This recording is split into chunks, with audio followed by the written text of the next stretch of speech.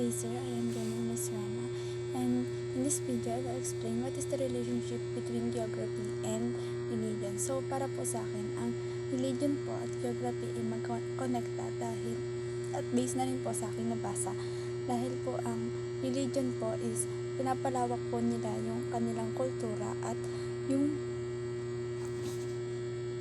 isa na rin po dun is yung ang religion din po yung pinaka-powerful po dati dahil mga pari po talaga yung powerful noon at sila po yung mga sinusunod.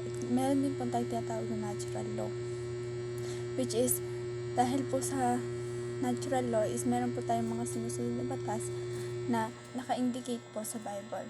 However po, ang geography po is dahil po sa geography mas kumalat pa po yung kultura at yung kanilang mga law na galing sa Bible.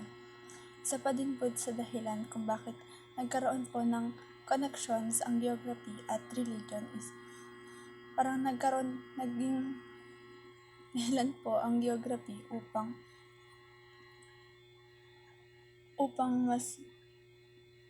mas maintindihan po natin yung nilalaman po ng bawat religion sa buong mundo. At ito rin po yung naging dahilan kung bakit meron po tayong distributions of our religions.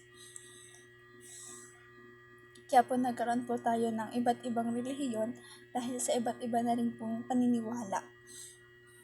For example na lang po is yung Hinduism, Muslims, Katoliko or Roman Catholic, and madami po pong iba na naging dahilan po na mas mapalawak pa yung iba't ibang relihiyon sa iba't ibang lugar.